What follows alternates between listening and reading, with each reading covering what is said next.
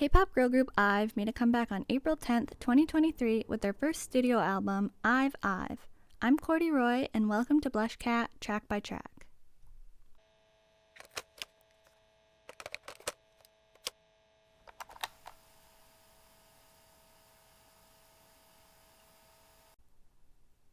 Howdy Meowers, welcome to BlushCat's first official Track by Track. I'm finally here, I'm finally doing it. You know, I teased it in one of the podcast episodes, so thank you for joining me.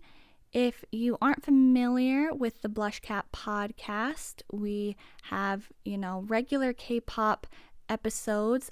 There's a video version available on YouTube and Spotify, but the BlushCat podcast is available wherever you listen to podcasts, so be sure to check that out if you're not familiar with it.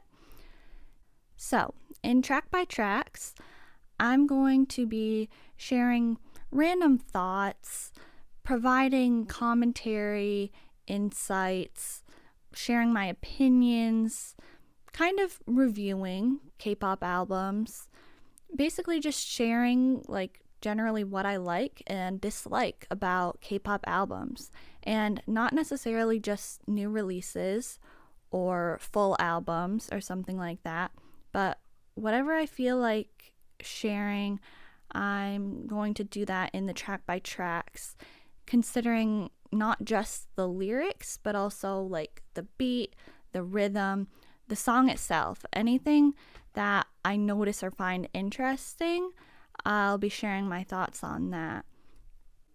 In general, I don't know much about people outside of the members of these groups, like the people that compose the songs, produce, arrange. If it's not one of the members, I'm not very familiar, so I don't have much to go off of. And even the members themselves, we've all got limited perceptions of them. So I'm simply just taking the songs for what they are. There might be some people who aren't in the group that worked on the song that I would have preferred to not have worked on the song. I don't know anything about these people, so I'm just taking the songs for what they are. If you would like to hear thoughts on music videos or music show performances, other K-pop related things, I'm going to try to keep that more for the podcast episodes for now. So don't forget, you can check that out wherever you listen to podcasts. Video version available on YouTube and Spotify. Now, the way Track by Tracks are going to work is, if you are listening on YouTube, you might not have the most optimal listening experience, but we want to say thank you for following us on YouTube. You're just not going to hear the actual music being played. So the experience will be probably optimal if you listen to the Track by Tracks on Spotify. As we're going to be using Spotify's Music and Talk feature, we're going to kind of try that out, see how it works. And if you have Spotify Premium, you will be able to hear each of the tracks that I'm commentating on being played before each section of my commentary or review. If you don't have Premium, it'll just be a 30-second preview of the song. If you want to listen on YouTube, but you would like to actually hear the songs that I'm going to be talking about, you can, kind of pause the track by track and listen to the song and then go back to my commentary after that. So I highly recommend heading over to IVE's official profile and streaming their songs from their album, and checking out the BlushCat Spotify profile, which you can find via our short link, sptfy.com/blushcat, and we've got links in the description as well. So today I'll be commentating on and sort of reviewing IVE's first full album. Please keep in mind that these are just my opinions and my take on the album. The first track is Blue Blood. Blue Blood was first revealed at IVE's FanCon. I was pretty surprised when I heard the, highlight medley for this album, and I found out that this song was going to be the intro, but only because I didn't expect IVE to be taking the strong and powerful intro approach. I know that AB6 is a group that likes to do that often. They have songs like Absolute, Red Up, Showdown, Paranoia, songs like that. They come in with like these fast beats and strong drums, raps, just a lot going on in general. Or a group like 17, for example, likes to start with lighter, dreamlike songs, kind of like Heaven's Cloud, To You, or Thinking About You. But I would say, I guess 17 kind of has a good variety of intro styles, but also a lot of groups in general just have the title track as the first song. So I kind of figured that would be the case with IVE as well.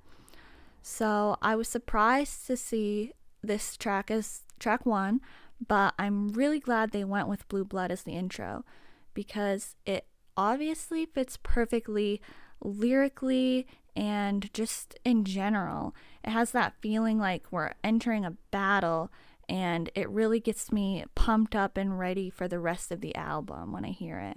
So particularly Won Young's verse, which I'll be using the English translation for the sake of the track by track. So she goes, "Without a second thought, jump in and get completely soaked in this color of mine." Also Ray's intro, "Come on, hold my hand and entrust yourself to me." It's like they're saying to, like, get ready because we're about to show you our color and we want you to hear what we have to say, that sort of feeling. So I really like how we can get that energy both through the actual beats to the song and through those kind of powerful lyrics like that. With the release of Love Dive, we also got Royal, and the Japanese track Queen of Hearts was actually released with the Japanese version of 11. So it's cool to see that noble connection and strong concept that they're so far really carrying through flawlessly. Also, I personally feel like the color of the song is blue, and it's called Blue Blood, so I think it's cool how the creators managed to achieve that. All of these songs on this album were not composed by the members themselves. That's okay. I do enjoy when a group works on their music because it really, it just provides a connection for the group. But I was glad to see that there were a couple songs that the members got to contribute lyrics to, and Gal and Ray got to do a lot of rap making. So that's great to see, especially considering how they're a fairly new group.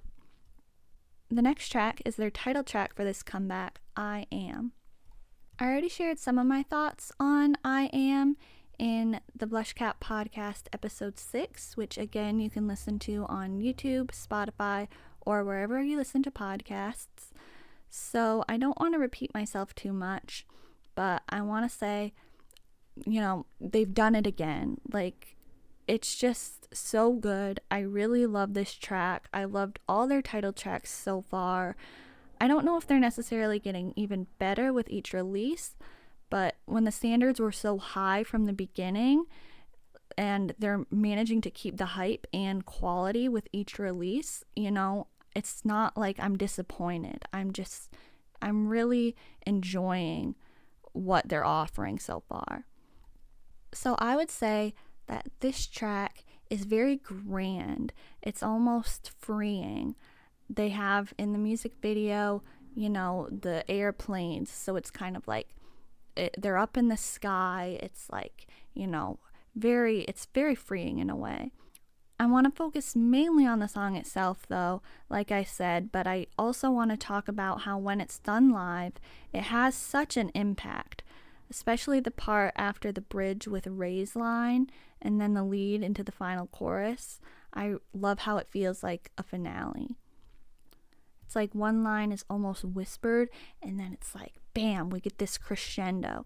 And so it really makes it feel grand. The distribution seems good to me. I never really pay attention to that sort of thing, but I can notice when different people get a chance to shine. I think that Liz and Gal have really good parts, and there's a lot of catchy parts, And I also think that the English that's mixed in is used effectively. Now we'll move to the pre-release single for the album, Kitsch. Like I Am, I already talked a bit about Kitsch in a podcast episode, so you can go to the BlushCat podcast episode 3 if you'd like. I really enjoy Kitsch. I love the aesthetic of the video, but I also love the feeling of the song. It has like a crisp and clean feel to it. And if you only think of the chorus, maybe that doesn't make sense because there's really a lot going on. But it has such a simple and snappy beat overall in the intro and the verses. And it makes it have sort of an empty vibe, which I think makes the chorus have a better effect. And there's a lot of repetition in the song, but with that simple snappy beat, it makes it so that I can handle all that repetition. I think of Les Seraphim's Anti-Fragile or Hyun's Flower Shower when I think of songs like that. They're all songs that I would consider bops without being super complex. I like the message of the song in the sense that they're telling people not to judge and they'll do what they want. I suggest checking out the lyrics if you don't know Korean. They kind of border between like relatable lyrics that any young person might feel and then lyrics that only IVE would get, like Gal's parts, Everyone Copies the Way I Dance, I Pop Up on Your Algorithm Every Day, which it's really fun and it's such a flex. So yeah, I think it's really good, really catchy. I'm glad they decided to do it as a pre-release so that they get a chance to promote both this and I Am, because I was really enjoying those stages and performances on the music shows and stuff.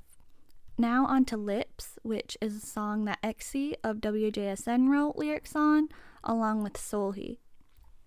I like this one. Okay, it's not exactly new because I like every song, maybe that's a spoiler, but I do. I listen to all the songs on this album, so I don't have a whole lot to say on this track. We're starting to wind down in energy a little from the 3 stronger intro songs, but it still has a fun, almost tropical beat, I want to say, and like playful lyrics between someone who will just say the point of view is IVE. I'm not sure. I never really know if the singer is supposed to be representing their feelings or not, who knows, but they're honest about their feelings of liking someone and then somebody who is keeping their so-called sweet words secret. I love the rhythm of Yujin's line the first time that she sings, "What are you thinking about?" And again, that's the English translation just for the sake of the track by track. And I love her tone in general. Not just in this song, but literally in general. I think that all of the IVE members have very distinct vocal colors and different attitudes that make their songs have a unique vibe and stronger appeal for me personally, when I can like get more personality through the tone of voice and things like that. So just in general, I really like Yujin's tone specifically. Okay, now we'll move on to the next track, Heroine. Yujin wrote the lyrics to this one herself, which personally I really, really love when the members are involved with the song making. And as I said earlier, I'm glad that Starship is letting them contribute since they're a fairly new group. I think it makes the songs more special, honestly, because it helps to give the groups their own color and charm, where that way I'm able to be like, oh, this is clearly that group's song, or like, oh, I can definitely tell that this member wrote lyrics on this or made this song because it really feels like their sound. So I'm glad to know that they're at least getting some chances with the lyrics on this song, and Gal and Ray have been doing a lot of rap making as well, which is great. So we've definitely calmed down at this point in the album, or so it seems at first, but it actually has a good beat. And I think the bridge is somewhat haunting, actually. The lyrics are about how they're not going to be affected by harsh words because that doesn't matter to them anymore, and you're going to end up falling for their charms anyway, that sort of thing. They say that they can take whatever is directed at them because they're their own hero and it's necessary to help them grow, but it's not like they're going to change just because of what they call the villain. So I like that message, and the repetition throughout really helps to drive that message home. It's very catchy, and the lyrics have a really good rhythm of their own. I love when they say necessary, and I also like the tone drop when they say the before they lead into the Heroine chorus. It kind of adds to that somewhat haunting vibe that I said the song has. Like, most of the melody makes it this like soft, sweet song to kind of reassure yourself, but then they added these other elements like the drops, the bridge, the ooh na na na na parts, kind of representing a little bit more confidence and like sass when they're speaking to these so-called villains. I think that it's interesting how the song kind of, separates its sound like that and makes us get two vibes really from the song. Now we're moving on to Mine. Track 6, we made it halfway through the album at this point. Last track had lyrics by An Yujin. This time the lyrics are by member Jang Wonyoung. Mine is possibly my favorite song on the album. I really love this song. I think it's a perfect break in the album. It's very dreamlike and pretty. Like, it feels like I'm floating on a cloud through the stars when I hear it. If you saw the highlight medley, you maybe would be thinking that this song fits the vibe of that part for like when they showed this song very well, and I definitely feel like it was representing how the song sounds, so they did a good job with the visuals for the highlight medley in my opinion. I think the lyrics are cute and pretty too. I absolutely love Wonyoung's line at the beginning, like a marshmallow on top of a chocolate latte, and Liz's parts, shining soul so suddenly, which again, English translation. I love the synth sounds too. I think they make it sound more youthful. I can definitely imagine a music video for this song. So if they got a chance for another music video release, I would really like to see one to this song. I can definitely picture something with like montage clips at the final chorus when the pace really starts building up again, with vibes like a high teen drama and the aesthetics of an IU video. I can really see the vision for that.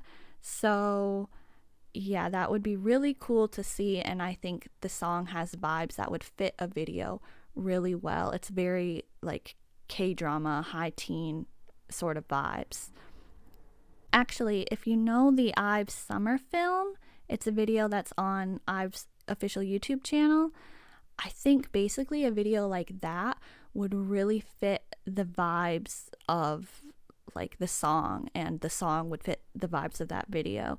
So I bet if you overlay that video with this song, it would probably work out pretty well. But still, I'd like to see an actual video to this song. So Starship, IVE, anyone, if you're listening, please credit me if you take this idea. Thank you. So yeah, really enjoyed this song overall. Time for the next track, Samjit or Hypnosis. So in this instance, the term Samjit is meaning something similar to hair raising or be taken aback. And they made the English title Hypnosis, so I'll try to explain why that probably is in a moment. The lyrics are very strong to match the beat. It almost feels like the person they're singing to is getting scolded for something. So it's kind of like a more aggressive, teasing approach to the idea that love is thrilling, and once you fall in, it's hard to escape. It's as if you've been hypnotized. Yes, that's right. So I think this song is very storytelling, so I really want to focus on the lyrics of this one, or at least not necessarily the lyrics, but like the message of this song. So I think it's also depicting the story of a confession, and IVE wants to hypnotize the person to get them to be honest about their feelings. It's the type of song that's storytelling, as it begins by describing someone falling unconscious, they say, after falling for Ives, or again, whoever the singer's perspective is supposed to be, charms, but then acting like they didn't fall and denying their feelings. Later they talk about the moment you regain consciousness and playtime's over, or the ambiguous attitude ends now, that sort of thing. So I've is kind of tormenting this person, saying they know they've fallen for them, so there's no use denying or trying to hide it. But if they do deny it, they'll play their little game and they'll have fun teasing you and making you fall for them more. They're telling this person to decide whether they'll admit their feelings or not. By the end of the song, we're hearing through Ray and Gall's raps that the person has made the choice to dive into I've, if you will, and now I've, or the singer, is, quote, scared. I feel like I'll go insane, because of how the person is shaking up their heart and sort of flipping the hypnosis to I've. And now I've are overwhelmed or taken aback, if we refer to the Korean title, by the feelings of love. Basically, I hear it as I've telling someone, I know you like me, and the person denying it, and then I've telling them to drop the act and make a choice to be honest. Then the person is honest and admits their feelings, and I've is like, see, I knew it. But I've is also like, oh great, can my heart handle this? This feeling is overwhelming, but I like it at the same time, so let's have fun with it. Really those sort of, playful, teasing vibes, and the beat, the fact that it's called Hypnosis makes you kind of think of a back and forth sort of vibe. So, I get why they're calling something that would in Korean be translated to English as more like taken aback, generally in this sense, and they're translating that to Hypnosis for the English title. But I do get it. Maybe I'm interpreting it completely wrong, but that's just my understanding of it. I think it's fun if that is how I should be interpreting it, and I think it's that's a different sort of story for a song, even if that isn't exactly the real story that they had in mind when they were writing it. I'd say overall this song has a very early 2000s vibe, has a bit of a video game essence to it, maybe something that would play in the menu or a lobby. That would actually make sense, because the song is kind of about waiting for an answer, and in a lobby you're waiting for something to start, Okay, also this may be random, but it reminds me of the Cheetah Girls, which they do have some bops for sure, so can't really complain or something. Liz's line about a voice in the fog is very cool. I can picture someone running Luna style through fog high up on a building or something, or something like a video game, or if Alice in Borderland, running on shipping containers, I guess, would be fitting for this part. I really like how the beat and sound changes with that part and everything. Also, both Ray and Gall totally pop off at the end, and I love it. Gall really owns her part, and she pulls off that unique energy with the laughter and stuff that's really needed to make rap parts stand out and sound unique and give it a style that isn't just okay, I am now rapping this part instead of singing it, So I appreciate that. I appreciate that their charms are really showing through and they're able to pull something like that off. Now we're going to Not Your Girl. I didn't expect a track like this, to be honest, but they pull it off well. It's nothing profound or super innovative or anything, but it's fun, it's youthful, it's refreshing. It's it's a very classic girl group up-tempo song, and there's nothing wrong with that. I think it's gonna make a great summer song, and it will probably get used a lot in variety reality content. So I think it's good to have a song like that in a K-pop discography for that reason alone, so that they can use it in shows and stuff as background music. I can definitely picture Not Your Girl being used for that sense. The lead into the chorus keeps making me think it's going to transition into Stacy's Teddy Bear, but the rest of the song isn't like that. But whenever I listen to it, I like always think it's going to go right into the Teddy Bear chorus. So yeah, I don't have that much to say on this track. It's good, I like it, it's up-tempo, it's fun. We're getting closer to the end now. So next up is track 9, Next Page, or 궁금해, which translates to I'm curious.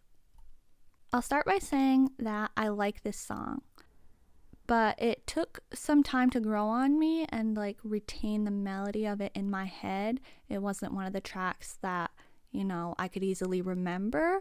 I like how it's called Next Page, and as they're wondering what's next, we hear sort of clock ticking noises in the opening. I think that this song and Cherish, which is the next song, are good for background music or casual listening. Next Page has a nice chorus, and I enjoy the raps, which Gall and Ray did themselves. The verses, I would say, are just a little bit empty. I don't really care for the part after the first chorus, though. It like changes sound for a second.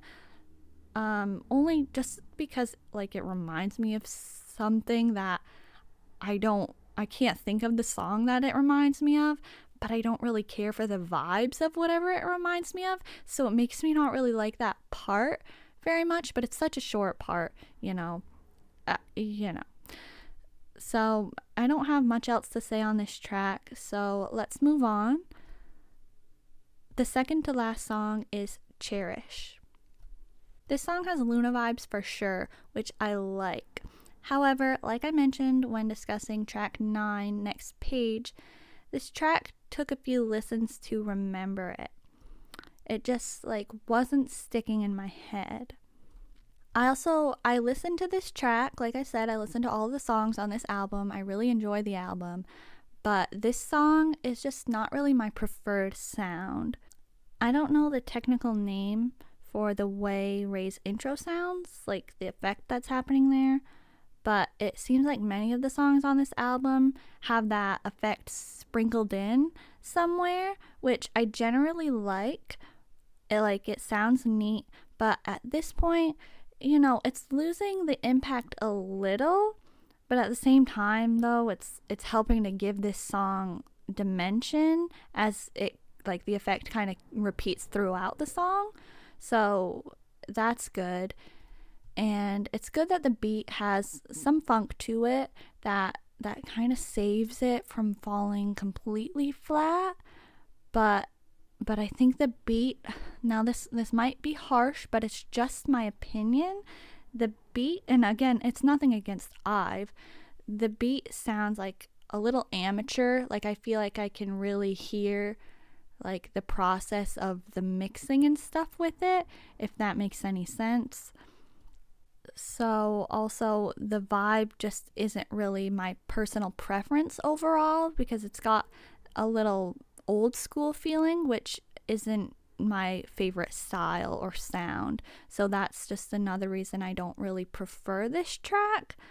But, you know, overall, like I said, I think it's good for casual listening to just have on in the background. Not the same way that I said Not Your Girl would be good for like background music of variety content, but just, you know, playing it quietly as you're like doing some work, getting something done. It's that kind of song to me. Okay, now we're gonna move on to the last song. The final track on IVE's first album is Shine With Me. Once again, we've got lyrics by Jang Wonyoung. I love the other song that she wrote the lyrics to, Mine, which was track 6 I talked about earlier, and I love this one too. Shine With Me is IVE's first fan song, so the lyrics are sentimental and inspiring to reflect that. They're like reminiscing on their debut, and they think of the happy and sad moments that they have shared with fans, which are called Dive, and they're, you know, reflecting on some of the hardships that they went through to debut as IVE, but in like, you know, a soft way. It's not like, you know, a strong song. It's just another pretty track. I enjoy the piano and guitar sounds. I'd say that when K-pop includes non-synth sounds, be it something similar to a live band or like traditional Korean instruments, it obviously, you know, it really gives the song a different feel. I like the addition of the twinkly noises too, like, you know, it sounds like sparkling in the background because it is called Shine With Me, so that works. The outro is very beautiful and it's a perfect end to the album.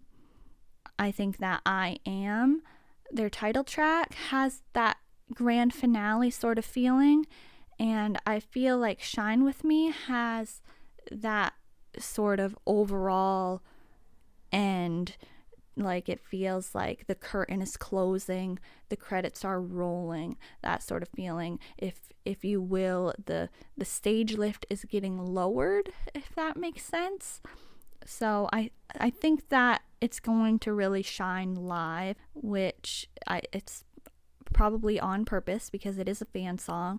So most likely it's intentionally made to sound good in a concert or at least live in front of an audience. So I think that really adds to the overall vibe, which that's actually one of my preferred sounds, like I'd say concert vibes.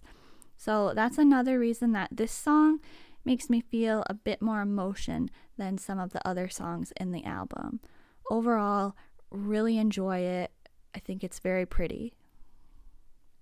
I also think that it's nice that we got to hear a sort of slower ballad style song from IVE, and it's not a power ballad or anything like that, but it still is, you know, a different sort of sound than the stronger songs like Blue Blood or Kitsch maybe, or even the title tracks that we're used to hearing from them. So I really like that we got to hear something like that while still having the IVE style. Overall, I love the album. I think that it flows nicely and it has a good mix of styles in there so that it keeps it fresh as you're listening.